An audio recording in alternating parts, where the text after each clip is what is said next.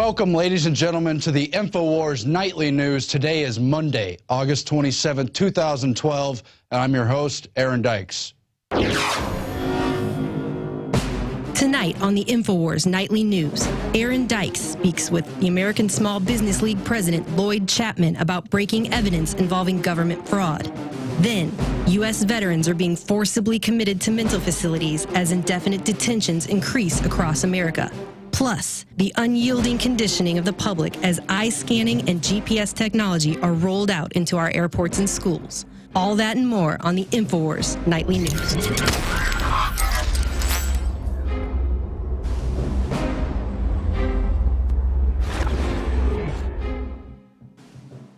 Well, the RNC convention is kicking off today in Tampa, and instead of focusing on the phony elections, the phony circus, the phony dog and pony show between supposed rivals Mitt Romney and Obama, instead focus is turned to the protesters, who as usual have been labeled anarchists and lawbreakers. Don't focus on the illegitimate political parties who have usurped our political processes and got in bed with the corporate interest and taken over everything we have, undermined the Constitution, and are now ruining our way of life and economy. No, let's blame a few provocateurs who are repeatedly found at all these events to be paid, usually police or military provocateurs, starting stuff up, wearing masks, just breaking a little glass, so that all protesters can be demonized, and then police can do things like harass people holding up signs with sticks they say aren't allowed. Let's just roll some of that video that includes the propaganda rollout leading into this RNC convention, getting ready to insulate the Republican Party, never thinking it could be what's illegitimate, but instead focusing on those outside the convention, raising questions. The Republican National Convention in Florida just days away now. The city of Tampa is bracing itself for a possible hurricane. Isaac certainly isn't the only potential threat authorities are watching in Tampa. The other serious concern, anarchists. The Department of Homeland Security and the FBI announced on Wednesday there's the potential for attacks by anarchist extremists at the convention in Tampa. They are called the Black Bloc. They are anarchists bent on causing trouble and disruption with fights, vandalism, and rioting. There's no doubt that there's a small percentage that will come here bent on destruction and disruption. We have to deal with lawbreakers, with anarchists who have nothing to do with voicing an opinion. They're just going out and destroying property and breaking the law and battering officers. What is the latest on the potential for anarchists to show up in Tampa? Intelligence bulletin obtained by CNN warns of violence by anarchists. And so you get the idea. Once again, it's about branding the protesters as violent, anarchist, outside of law, when most have nothing to do with that. Of course, you do get a few bad apples, but here the convention has dodged the natural disaster of Hurricane Isaac and instead created this manufactured disaster of against the protesters, never questioning the RNC. And this police state is now totally typical of all these political party conventions. You're going to see a similar police state presence at Charlotte because they know there's a lot of people dissatisfied with Obama, dissatisfied with Romney, and the entire political spectrum, the entire direction the country is headed. Everybody knows what a farce this is, so they've got to corral those who are raising questions, raising signs, keep them out of the media eye, and make sure they're branded as bad people. This has been going on since at least 1968 outside the Democratic Convention in Chicago, where police ended up beating a number of the demonstrators because they supposedly got out of hand. But this is exactly like the G20 meetings. No one could question the illegitimacy of what's going on inside and all the bad deals happening. It's just about the people outside. And this ties in once again with the ongoing agenda that Homeland Security has been rolling out at least since 2009, really dates back more than a decade, to labeling all types of Americans as potential domestic extremists. And at the top of that list is absolutely the returning veterans. There's a new plot that's been busted up. They're now being prosecuted in court. It's the anarchist militia, which has entirely military recruits, and supposedly among their other plans were plans to assassinate Obama and overthrow the government and other made-up fantasies, just like you see from all the Muslim terrorists who've been accused of doing things including poisoning the state's apple crop, plotting to bomb a dam, bombing a Forsyth Park fountain, and taking over Fort Stewart. Yeah, these are things that could really be done by a couple of knuckleheads with guns. Now, that being said, they are accused of murdering some of their own militia members to keep them quiet on this supposed plot. This whole thing already stinks of a manufactured patsy modus operandi that fits everything we know. That's because they've been completely demonizing the returning veterans. On the one hand, putting them into that PTSD corral where they lose their rights to own guns and to speak out against the government, and they're going to be thrown in the loony bin. We'll get to that story, but you've heard some of those reports from last week. But, gee, do you think this group could be part of a PSYOP? Well, their name is FEAR, F-E-A-R, short for Forever Enduring, Always Ready. And apparently they were going to overthrow the entire government and take out Obama. Well, that's what they want you to believe. We'll see how the facts pour in, but it absolutely fits into their propaganda meme. There was that 2009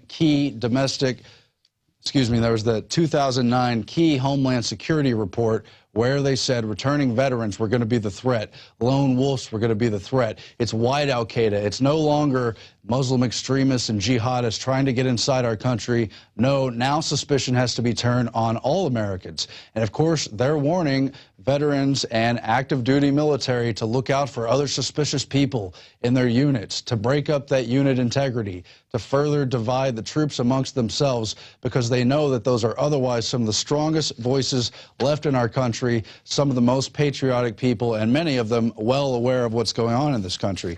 This ties in, of course, to the Sikh shooter, who's also been accused of being basically a neo-Nazi type. He was tied to all these PSYOP operations and also came out of the military. Suzanne Posel, only a few days ago, had the key article, The Manufactured U.S. Veteran Threat Against Obama That Will Justify Martial Law, and cites how all of these supposed threats to assassinate the president all come from former veterans and also all come from at least alleged white supremacy groups and the supposed nexus points therein.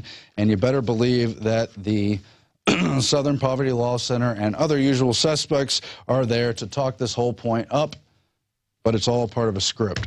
And that ties in, unfortunately, with the increasing trend we're seeing of returning veterans being targeted for their PST conditions, their other traumatic conditions, and they're using that as a pretext to take away their rights. You heard about the case of U.S. Marine Brandon Robb, who spoke out, said 9/11 was an inside job, made other comments about the Federal Reserve and the monetary system, and basically the direction our country's headed in that so many people are waking up to, but instead it was used as a pretext to persecute him. Now, the judge has so far overruled that, saying there really was no factual basis to detain him and confine him and otherwise take away his rights and label him as crazy. But there's been other cases. John Whitehead of the Rutherford Institute has received numerous reports from other veterans. They say they're being discriminated against, and at least one veteran in particular has lost his firearms. They were confiscated, and he was not charged with any criminal activity, any violent intention other than what they based off of his psychological profile.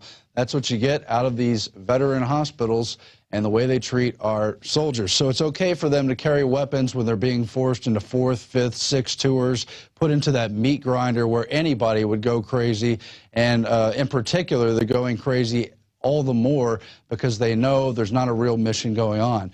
This happened during Vietnam as well. So many soldiers lost faith, lost their sense of duty and purpose because they knew all of this was bogus, based on lies, and basically our foreign policy has been hijacked, and a lot of these people don't want to serve these nefarious agendas, and we're seeing the unfortunate results roll out as the state wants itself to be the only power monopoly, wants to demonize legal firearm ownership, starting with the veterans, supposedly the heroes that we've all put yellow ribbons on our cars and heralded as great folks when they're serving overseas, but when they come home, different story. So, of course, we're seeing this script come to life where white al-Qaeda, where regular Americans, where Tea Party members, where returning veterans, they're all demonized at the exact point in time when the U.S. and its foreign policy allies are openly working with al-Qaeda, openly putting them in Syria, after they openly put them in Libya, and are openly backing them in part of this Arab Spring overthrowing regimes. Also, they can kick off a wider war with Iran and the major world powers. Pretty sick and disgusting. And of course, they're continuing with their other plan, no longer really looking for any real threats in airports, but just getting us acclimated to a total Big Brother state, total takeover of technology. And the plan they've had all along under Homeland Security since the very beginning, before 9/11, rolled out officially in the plans under the Patriot Acts 1 and 2 and all the other related legislation. And that is the Trusted Traveler Program, and part of it has always been iris scans, but we see fresh in the news today, as though it was just thought of last week randomly by a technology firm, is eye scan technology the future of airport security? And they talk about A-Optics technology and their $42 million in research to try to identify passengers within seconds through an iris scan, supposedly scanning them through this database. Now, this doesn't protect anyone's safety, as I'm sure you can figure out. As I'm sure you realize, TSA is not there for safety. They're there for prisoner training, acclimation to this wider police state. If they wanted to profile people, they never would have let the suspected hijackers in on the visas during 9/11. They never would have let the underwear bomber on the plane, giving him State Department clearance to board without a passport. No, those facts don't matter. It's just about getting you to get into the system. And what's to keep someone with violent intentions from registering anyway under the Trusted Traveler Program? No, it's just about this new system. It's always been part of the plan, but now we're seeing it rolled out, being gradually accepted, and frankly, in a way, they like all the revolt against the pat-downs and the body scanners because it presents the false Hegelian option of this new Trusted Traveler Program's biometrics to be the only way you'll be allowed to travel in the future. All this was written about by the eugenicists and the other world domination schemers more than 100 years ago. But I'm sure no one's interested in all of that. Also in technology news, scientists have successfully hacked the brain to obtain private data. They say they've used off-the-shelf emotive brain technology, which costs a mere $300, and they're able to use it to basically elicit, at least in their practical principles, things like PIN numbers, memorize security numbers, passwords. It's all part of this familiar interface recognition inside the brain that they've learned to recognize. They call it the P300 signal, and they say that signal, the P300, is typically given off when a person recognizes something meaningful, such as someone or something they interact with on a regular basis. So you've got these researchers basically masterminding how to read your mind, and especially to gather some of the most sensitive data, the stuff we've all learned to memorize to access our various accounts online. Now that's all in danger with very cheap technology that obviously leaves it wide open to hackers and everyone else and governments who spy on us without warrants. Meanwhile, more prisoner training news. Austin kids, the latest to be tracked with GPS technology.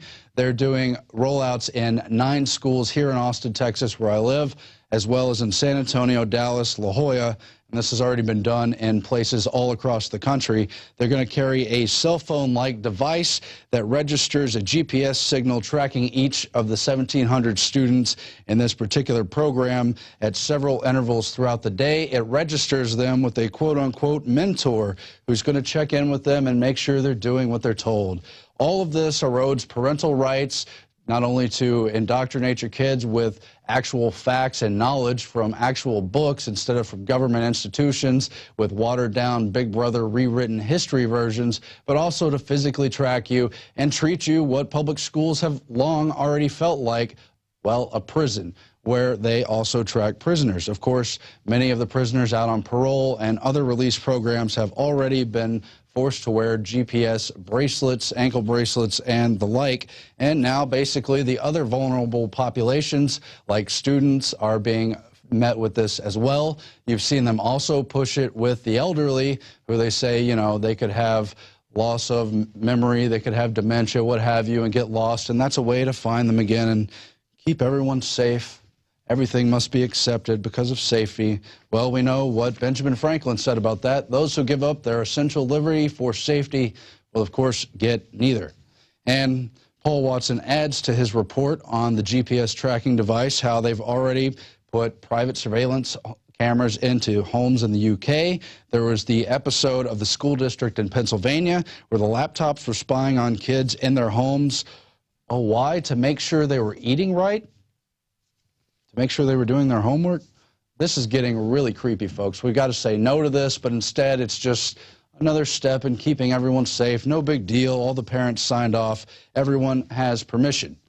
Now, in fluoride news, Portland, Oregon is a major metropolitan city. It's been one of the last bastions holding out against fluoride. You've got a lot of activist people in Oregon, a lot of people aware of social issues, and certainly a lot of people opposed to fluoride. Although there's at least 2 key members of the city council there opposed to the fluoridation scheme, the mayor has joined in league with the other members of the council, and they are well on their way to pushing this through. That is, unless people stop them.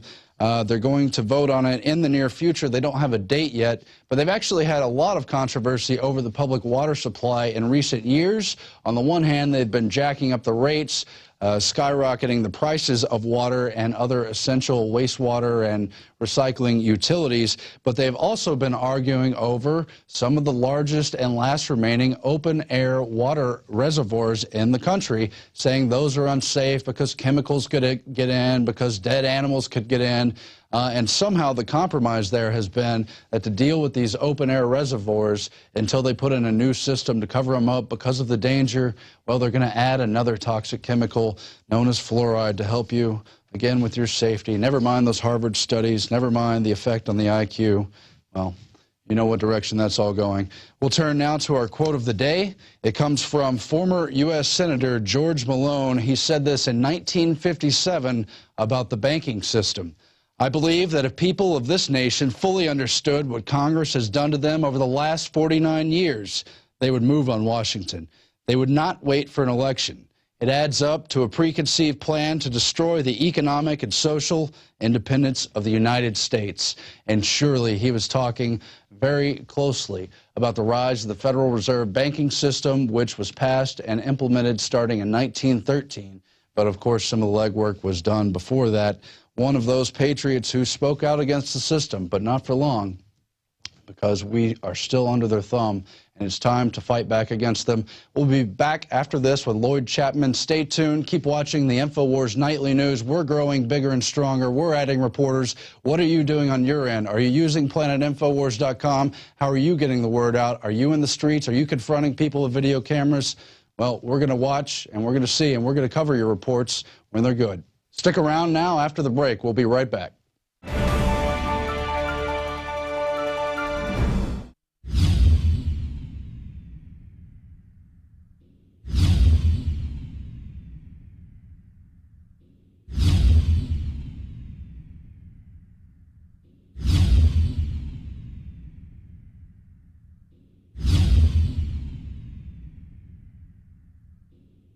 I really enjoy it when the globalists try to poison us, and, well, we resist them via a free market system. Hello, my fellow Info Warriors. Alex Jones here, introducing you to the ProPure family of gravity-fed filters. Now, you know that the globalists are filling our water with radioactive isotopes, fluoride, lead, mercury, arsenic. And one of the few systems that can efficiently and economically remove or reduce down to non-detectable levels these poisons are gravity-fed filters. And ProPure is the top of the line. Their filters are impregnated with silver, a natural antibiotic. On top of that, they're bigger, so they filter faster. You don't have to prime these the first time you use them. It's amazing. Go to InfoWars.com and click on the shopping cart link to see the entire family of these babies. Now, the fluoride they add to our water is so tiny that most filters can't cut it out. But ProPure has their system that will, again, reduce it to non-detectable levels, almost get all of it out of there. That's also available. And if you look at the different systems they offer, the ProPure Big Brush Finish is on a stand, so it's easier on a table or at your restaurant or wherever you have it to go up with a glass or a mug and fill it up. Then there's this big baby right here, the ProPure King large version. Got a lot of different options that come with it. Also, they have the ProPure Big, probably one of the best values out there. And of course, it's burnished stainless steel. And then what I use on my RV, something that's great for your hunting cabin or the back porch, is the ProPure Traveler. Small and portable, but packs a huge punch, cleans out all that garbage. They also have a glass sight spigot, so you don't have to take the top off and look in the bottom area to see how much water. You can see how fast it's filtering with this optional system. The globalists obviously are hitting us through our water. It's time to take control of our lives. It's time to not give our children and families these poisons, and these systems cut it down to non-detectable levels across the board. ProPure is the name. I only promote what I believe in. And I use ProPure in my home and my office. And I recommend that you check out the information on ProPure at InfoWars.com. We already have the lowest price at InfoWars.com on the ProPure gravity filter system. But when you add in the 10% off when InfoWarriors use the product code WATER at InfoWars.com, nobody can top it. So again, it's a win-win-win. Stop drinking the poison water. Checkmate the globalists when it comes to your health, and support InfoWars.com and the work we're doing here. You know, many revolutionaries rob banks and things and kidnap people for funds. We promote in the free market the products we use that are about preparedness. That's how we fund this revolution against the New World Order in our move to restore our constitutional republic and a spirit of 1776 worldwide. Check it out at InfoWars.com. ProPure, top of the line, #1, most powerful and effective and economical gravity-fed water system in the world. ProPure, available, discounted at InfoWars.com. Don't forget product code WATER to save 10%. It's the latest generation, years in development. ProPure is the name. Alex Jones here with a message that could revolutionize health in this country. Going back about a year and a half ago, I began to learn about the incredible health effects of longevity products. Aaron Dykes lost 92 pounds. We're going to show you some before and afters. Aaron, break down what happened, your story. I've worked really hard with diet and exercise to try to lose weight, but I just didn't get the results. It just didn't happen. Then I saw what you were doing with InfoWarsTeam.com. I wasn't even trying to lose weight, but I got it because I wanted to feel better energy. I wanted that nutrition. Didn't even understand how that could kickstart my own weight loss goals, but the products did that for me. I found myself suddenly losing weight, more energetic, wanting to exercise, wanting to eat the right foods. And they don't even advertise it as weight loss. I want to challenge our radio listeners to go to InfoWarsTeam.com. Sign up as a distributor and get wholesale pricing discounts at InfoWarsTeam.com.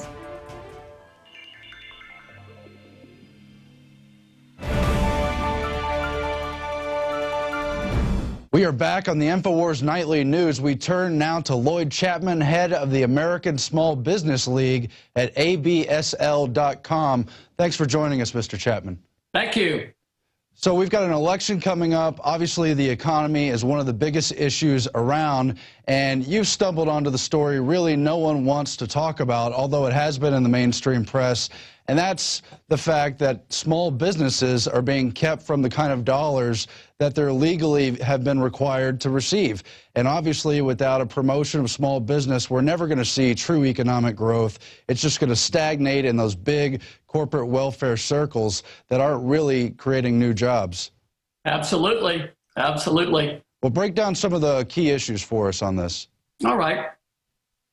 Well, most recently, I've seen on the news, I think it was last Thursday, the Congressional Budget Office came out and said that we're on the verge of another, economic meltdown. People are now starting to admit that Europe is in a depression. And the Census Bureau tells us very simply that small businesses are responsible for over 90% of all net new jobs. Small businesses employ over half of the private sector workforce, They're responsible for half the gross domestic product. 90% of U.S. exporters are small businesses. So it's beyond refute that small businesses are the engine of economic growth in America. Secondly, federal law says a minimum of 23% of all federal contracts should go to small businesses. That makes sense. Small businesses create, the overwhelming majority of all net new jobs. So it's a good idea to reinvest our tax dollars into the companies where most Americans work, where most of the gross domestic product is generated, over 90% of the exports and most of the new jobs. And yet for over a decade, we've seen over a dozen federal investigations that found that most of the money that by law should go to small businesses is being illegally diverted to the biggest corporations around the world, not just Fortune 500 firms in the US, but Rolls-Royce, British Aerospace, Finmeccanica in Italy with, I think, 76,000 employees. And about a month ago, it came out that the US gave, I think, $370 million in small business contracts to an arms dealer owned by the Russian government. And it's just almost impossible to get this story in the mainstream media because of all the pushback from the government. Well, obviously, these firms getting all the no-bid contracts and the insider information on these contracts are loaded with lobbyists, which small businesses generally cannot afford to provide. No, plus, the government has hired the biggest public relations firms in the world. We've done research and through the Freedom of Information Act, been able to get the documents that shows that the SBA, for example, hired an international public relations firm that specializes in crisis management. So they spent a lot of time trying to keep the story out of the media. About 3 months ago, I did an interview with CBS. And when the interview was over, there was a cameraman, the producer, and the reporter on the phone. And I told them, I said, this story will never be seen. I said, you can't do a story about this. You can't put Lloyd Chapman on national television talking about how the Obama administration is giving billions of dollars a month in small business contracts to Fortune 500 firms. And they looked at me like I was crazy. Well, the story never ran. About a month ago, we worked with the Washington Post for over a month on this story. We gave them the names of people like Professor Charles Tiefer, who is one of the nation's leading experts on federal contracting law, to talk to, and Peg Gustafson, the Inspector General for the SBA. But they never ran the story. So I've been through this, gosh, probably 100 times over the last 10 years, where I work with a major media outlet on this story. And for a variety of different reasons, the story always gets pulled.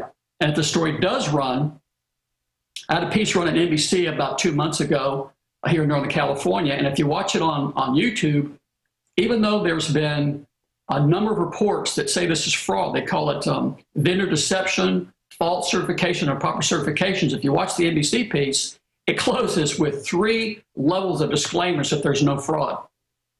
And yet, there's been a number of federal investigations that found fraud. So I've never seen this story done that didn't have the influence of the government, on it. So, my goal is to try to get someone from the mainstream media, to do this story. And someone should ask President Obama this question during the elections. That could be a great question for the presidential debate. If they took real questions. Well, I'd like to have someone ask President Obama why his administration is giving small business contracts to an arms dealer owned by the Russian government, for example. I'd like to see what he says to that. But of course, we're dealing with a 2-party deception, a 2-party cover-up. Romney's a big part of this as well. Yeah, in fact, it doesn't really matter to me who's elected. Whoever it is will still be controlled significantly by Fortune 500 corporations. And it doesn't matter if Romney's elected or Obama's elected. I know that they're going to keep giving small business contracts to Fortune 500 firms. Even if it pushes America into a depression we won't recover from, for 20 years, because those people are the ones that run our government.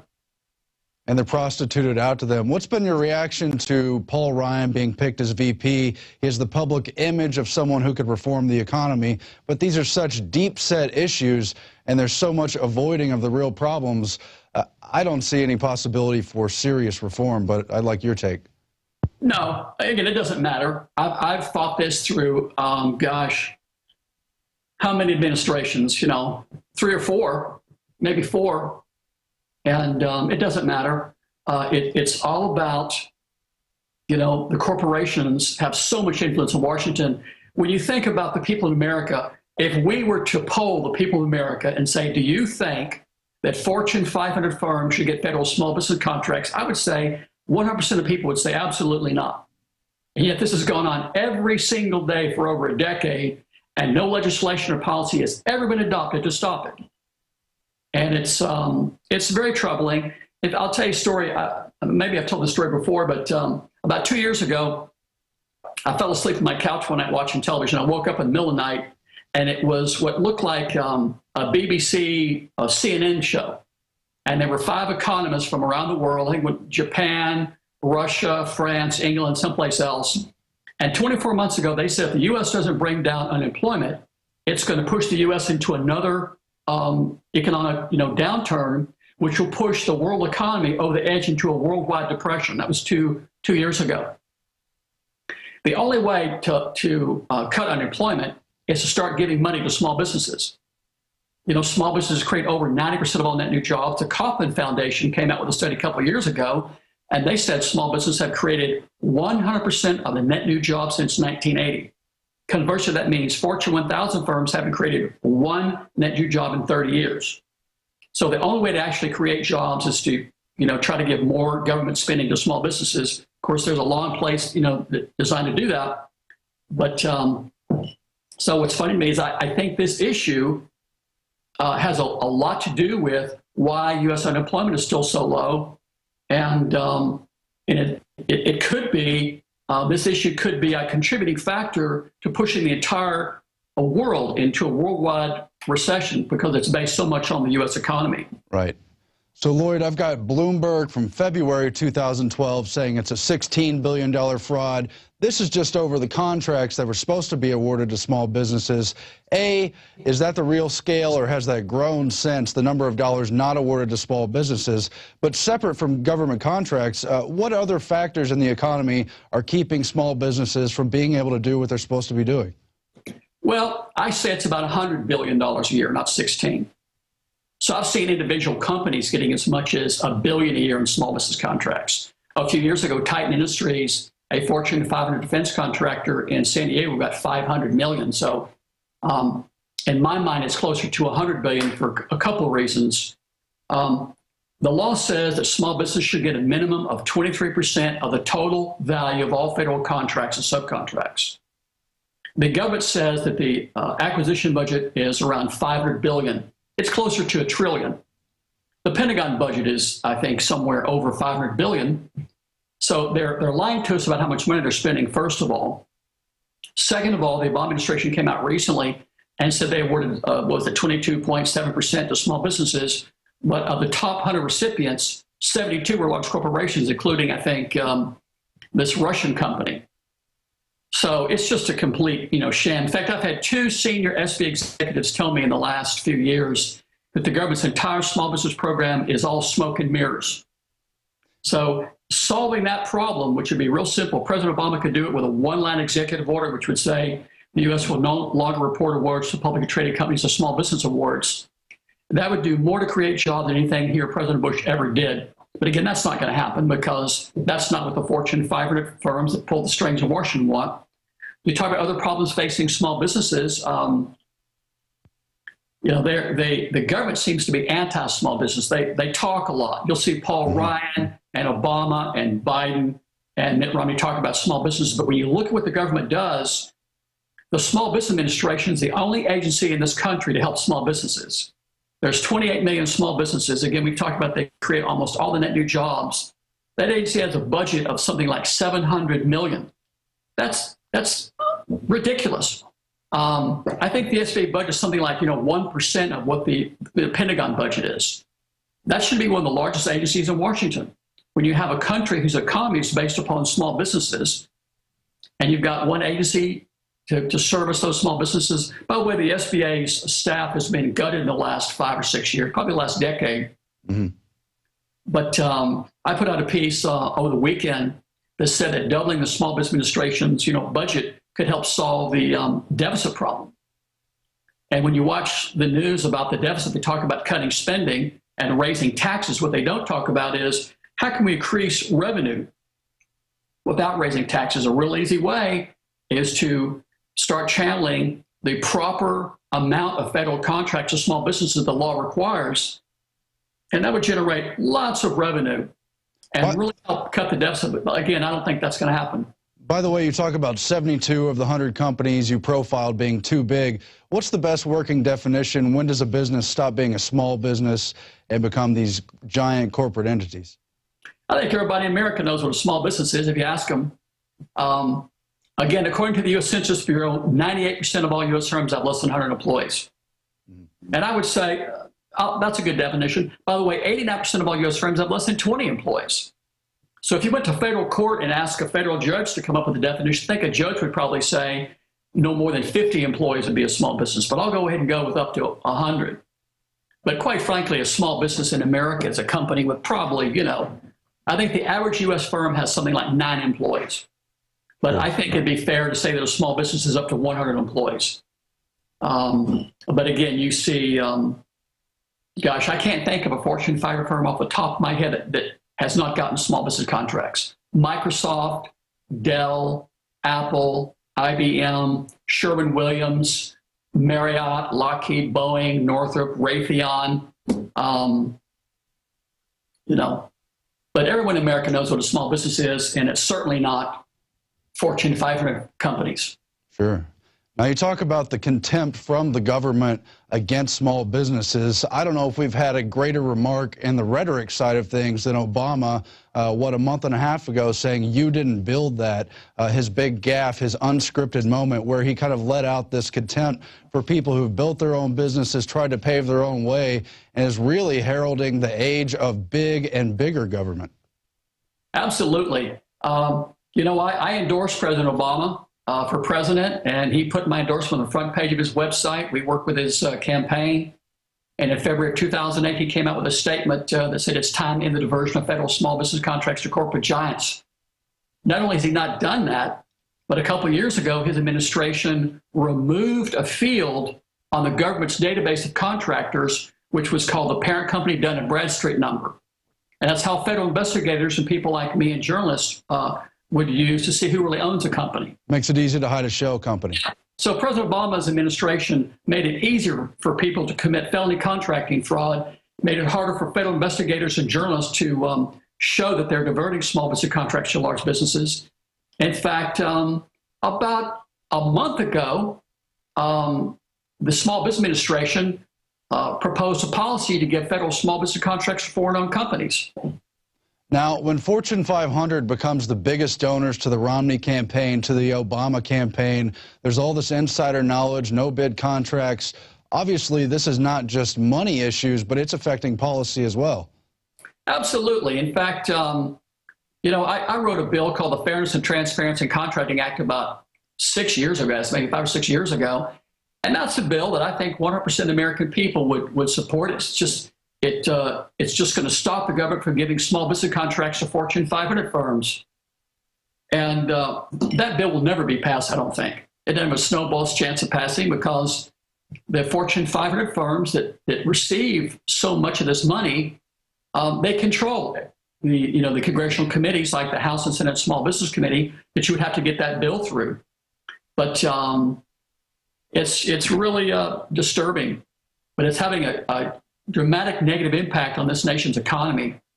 And I would have to say that I would call the government anti-small business. I would call the United States government anti-small business. In fact, here's something I'll say that'll make a lot of people mad. If anyone watching this can think of a group that you think represents small businesses, call them up and ask them why they've never come out opposing the cut in the Small Business Administration budget, and ask them why they've never said a word about the diversion of billions of dollars a month in federal small business contracts to Fortune 500 firms.